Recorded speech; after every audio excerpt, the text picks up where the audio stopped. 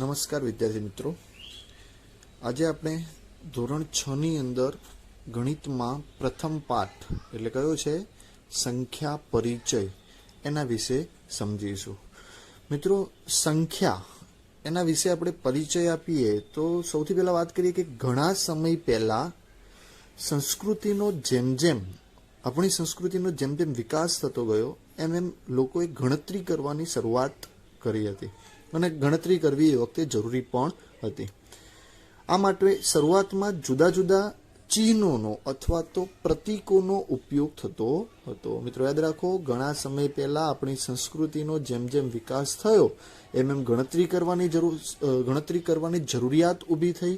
એના માટે લોકોએ ચિહ્ન અથવા પ્રતીકોનો ઉપયોગ કર્યો હતો, જેથી ગણતરીની નાની સંખ્યાઓ ઊભી થઈ. ભારતના લોકો ગણતરી માટે હાથની આંગળીઓનો ઉપયોગ કરતા હતા. મિત્રો, આપણે હાથની આંગળીઓ ગણીએ છીએ કે 1, 2, 3, 4, 5, 6, 7, 8, 9, 10. આ પ્રમાણે 10 સુધીની 1 થી 10 સુધીની ગણતરી થઈ. પણ આ એક નાની ગણતરી જ, એમાંથી જ આ જે હાથની આંગળીઓની ગણતરીનો ઉપયોગ કર્યો એમાંથી જ કદાચ 10 સુધીની સંખ્યાઓનો ઉદ્ભવ થયો હોય, બની શકે એવું. ધીમે ધીમે ગણતરીની પદ્ધતિઓમાં વિકાસ થતો ગયો અને આપણે આ જે ગણતરી કરીએ છીએ એને હિન્દુ અરેબિક પદ્ધતિ તરીકે ઓળખવામાં આવે છે. યાદ રાખજો મિત્રો, કઈ પદ્ધતિ? હિન્દુ અરેબિક પદ્ધતિ. આપણે જે ગણતરીનો ઉપયોગ કરીએ છીએ એ ગણતરી કઈ ગણતરી તરીકે ઓળખાય છે? તો હિન્દુ અરેબિક પદ્ધતિ તરીકે ઓળખાય છે. વર્ષો સુધી ગણતરીની પદ્ધતિઓમાં ઘણી બધી શોધ થતી ગઈ અને એની અંદર એનો વિકાસ પણ થતો ગયો, જેના સ્વરૂપે આપણે હવે મોટી સંખ્યાઓનો પણ ઉપયોગ કરી શકીએ છીએ. મિત્રો, આપણે મોટી સંખ્યાઓના સરવાળા, બાદબાકી, ગુણાકાર, ભાગાકાર આવું બધું આપણે 5મા ધોરણની અંદર શીખી ગયા ને. હવે વળી સંખ્યાઓને ક્રમમાં પણ આપણે ગોઠવતા થઈ ગયા. તમે ભણી ગયા છો ચડતો ક્રમ, ઉતરતો ક્રમ, મોટી સંખ્યા કઈ, નાની સંખ્યા કઈ, આવું બધું આપણે 3જા થી 5મા ધોરણની અંદર શીખી ગયા હતા. સંખ્યાઓને જ્યારે આપણે ક્રમમાં ગોઠવીએ છીએ તો શરૂઆતમાં અંકો લખીએ છીએ તો 1 થી શરૂઆત કરીએ. આ પ્રમાણે 1, 2, 3, 4, 5, 6, 7, 8, 9, 10, 11, 12, 13 એ પ્રમાણે આપણે સંખ્યાઓ લખીએ છીએ. તો આ જે 1 થી 10 અથવા ત્યાંથી 11 થી લઈને અનંત સુધી એટલે અસંખ્ય સંખ્યાઓ છે, આ બધી જે સંખ્યાઓ છે એને કઈ સંખ્યાઓ કહેવાય? તો પ્રાકૃતિક સંખ્યાઓ કહેવાય. યાદ રાખવાનું મિત્રો, 1 થી શરૂઆત કરીએ, 1, 2, 3, 4, 5 થી લઈને અનંત સુધી અસંખ્ય 10, 11, 12, 100, 200 એમ બધી સંખ્યાઓ એ કેવી સંખ્યાઓ કહેવાય? પ્રાકૃતિક સંખ્યાઓ કહેવાય. તો મિત્રો બોલો, હવે પ્રાકૃતિક સંખ્યામાં સૌથી નાનામાં નાની સંખ્યા કઈ છે? તો કઈ છે? 1 છે. ઓકે, હવે આ જો પ્રાકૃતિક સંખ્યાઓની સાથે સાથે આપણે પ્રાકૃતિક સંખ્યા કઈ લીધી? આપણે 1, 2, 3, 4, 5, 6, 7 એમ અનંત સુધી. પણ આ પ્રાકૃતિક સંખ્યાઓની શરૂઆત આપણે જો 0 થી કરીએ તો આ પ્રાકૃતિક સંખ્યાઓ નહીં પણ કેવી સંખ્યાઓ કહીએ આપણે? પૂર્ણ સંખ્યા કહીએ છીએ. તો પૂર્ણ સંખ્યાઓમાં સૌથી નાનામાં નાની સંખ્યા કઈ છે? 0 છે. તો યાદ રાખો મિત્રો, પ્રાકૃતિક સંખ્યામાં સૌથી નાનામાં નાની સંખ્યા 1 અને પૂર્ણ સંખ્યામાં સૌથી નાનામાં નાની સંખ્યા કઈ છે? 0 છે. બરાબર છે. હવે આપણે આ પહેલો પાઠ એટલે સંખ્યા પરિચય વિશે થોડુંક વધારે જાણીએ. તો એની અંદર યાદ રાખો કે પહેલું આપણે એક વસ્તુ ભણી ગયા હમણાં કે પ્રાકૃતિક સંખ્યાઓ કઈ છે? તો શરૂઆત ક્યાંથી થાય છે? 1 થી. 1, 2, 3, 4, 5, 6, 7, 8 એમ અનંત સુધી. અહીંયા ડેશ કરેલું છે એનો મતલબ અસંખ્ય છે, એ ચાલ્યા જ કરે છે. એમાંની સૌથી નાની પ્રાકૃતિક સંખ્યા કઈ છે? તો 1 છે. એ જ પ્રમાણે પૂર્ણ સંખ્યાઓની શરૂઆત ક્યાંથી કરવાની? 0 થી. 0, 1, 2, 3, 4, 5 એમ અનંત સુધી. એમાંની સૌથી નાની પૂર્ણ સંખ્યા કઈ છે? તો 0 છે. તો યાદ રાખવાનું, આ પરીક્ષાની અંદર આપણને આ પ્રશ્નો પૂછાઈ શકે છે કે સૌથી નાની પ્રાકૃતિક સંખ્યા કઈ છે? તો 1 છે. અને સૌથી નાની પૂર્ણ સંખ્યા કઈ છે? તો 0 છે. બીજું, અહીંયા કેટલીક બાબતો આપણે આ પાઠની અંદર યાદ રાખવાની છે. પહેલી એક બાબત છે કે 1 અંકની સંખ્યા કરતા 2 અંકની સંખ્યા મોટી હોય. કેટલા અંક? 1 અંક અને 2 અંક આવી બે સંખ્યાઓ છે. દાખલા તરીકે લઈએ 8 એ 1 અંકની સંખ્યા છે, 11 એ 2 અંકની સંખ્યા છે. તો આ બંનેમાંથી મોટી સંખ્યા કઈ છે મિત્રો? તો 11, કેમ કે આ 2 આંકડાની સંખ્યા છે માટે. બીજું કે 2 અંકની સંખ્યા કરતા 3 અંકની સંખ્યા મોટી હોય. જો અહીંયા ઉદાહરણ તરીકે લીધેલું છે કે 2 અંકની સંખ્યા કઈ લીધી? 82. 3 અંકની સંખ્યા કઈ લીધી? 124. તો આ સંખ્યા મોટી કહેવાય કે આ મોટી કહેવાય? તો 3 અંકની સંખ્યા કેવી કહેવાય? મોટી કહેવાય. માટે લખ્યું અહીંયા મોટી સંખ્યા કઈ છે? 124 છે. ત્રીજું યાદ રાખો કે 3 અંકની સંખ્યા કરતા 4 અંકની સંખ્યા મોટી હોય. બે સંખ્યાઓ લીધી મેં, એમાંની 248 એ 3 અંકની સંખ્યા છે અને બીજી છે 2481 એ 4 અંકની સંખ્યા છે. તો મોટી કઈ કહેવાય? 4 અંકની કહેવાય. માટે અહીંયા લખ્યું મોટી સંખ્યા 2481. એ જ પ્રમાણે ચોથું છે કે 3 અંકની બે સંખ્યાઓમાં 100ના સ્થાનના અંકો જુદા જુદા હોય તો જે સંખ્યાનો 100નો અંક મોટો હોય તે સંખ્યા મોટી હોય. મિત્રો અહીંયા જો 3 અંકની બે સંખ્યા, તો આપણે આ 3 અંકની બે સંખ્યાઓ લીધી, એમાં 100ના સ્થાનના અંકો જુદા જુદા. તો અહીંયા જો એકમ, દશક, 100. 100 ઉપર કેટલા અંક છે? 2. અહીંયા એકમ, દશક, 100 ઉપર કેટલા અંક છે? 4. તો આ બંને અંક કેવા છે? જુદા જુદા. તો આ બંનેમાંથી મોટી કઈ કહેવાય? તો જે 100નો અંક મોટો હોય એ મોટી સંખ્યા કહેવાય. અહીંયા 2 છે, અહીંયા 4 છે, 4 મોટા કહેવાય. તો 402 એ કેવી સંખ્યા કહેવાય? મોટી સંખ્યા કહેવાય. આ જ પ્રમાણે પાંચમું એક વસ્તુ યાદ રાખવાનું છે આપણે કે 3 અંકની બે સંખ્યાઓમાં 100ના સ્થાનના અંકો સરખા હોય. અહીંયા જો 3 અંકની બે સંખ્યા લીધેલી છે, એમાં 100ના સ્થાનના અંકો સરખા, એકમ, દશક, 100. એકમ, દશક, 100 બંને ઉપર કેટલા કેટલા અંક છે? 3 અંક છે. આ સરખા છે.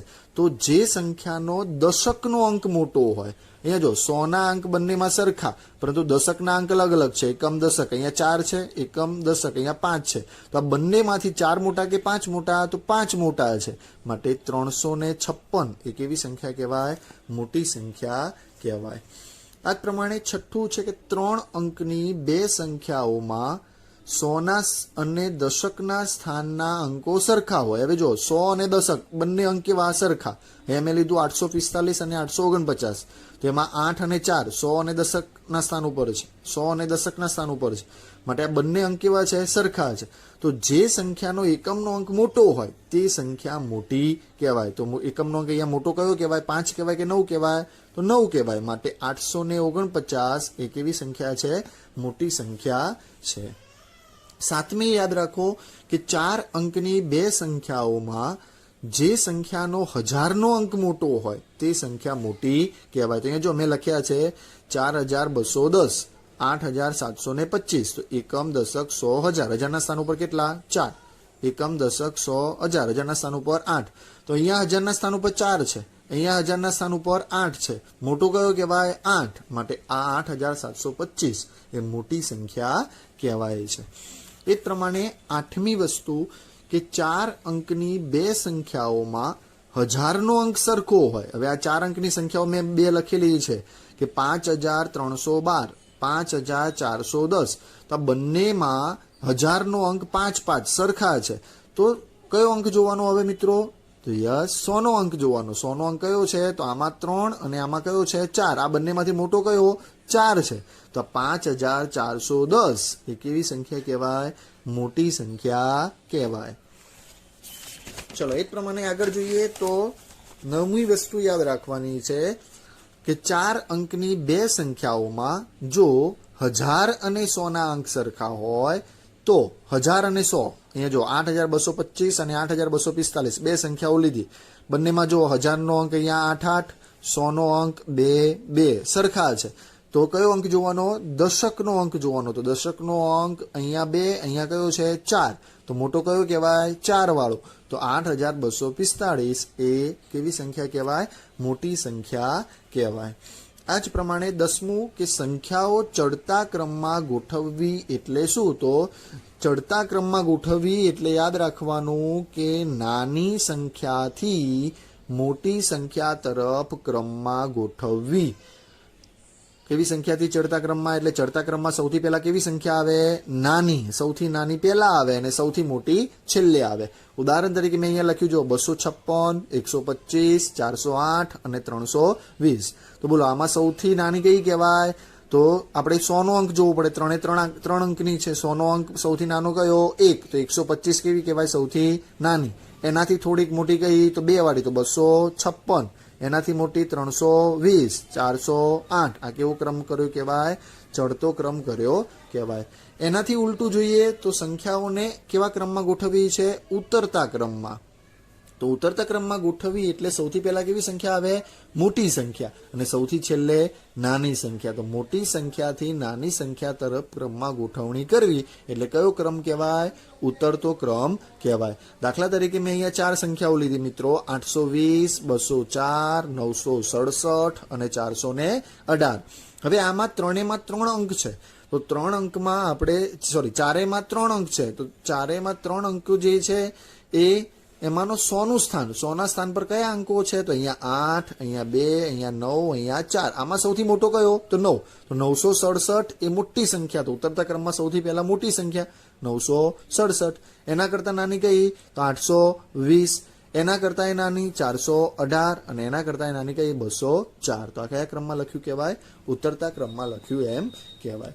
હવે આના પરથી તમારે કેટલુંક લેશન કરવાનું છે.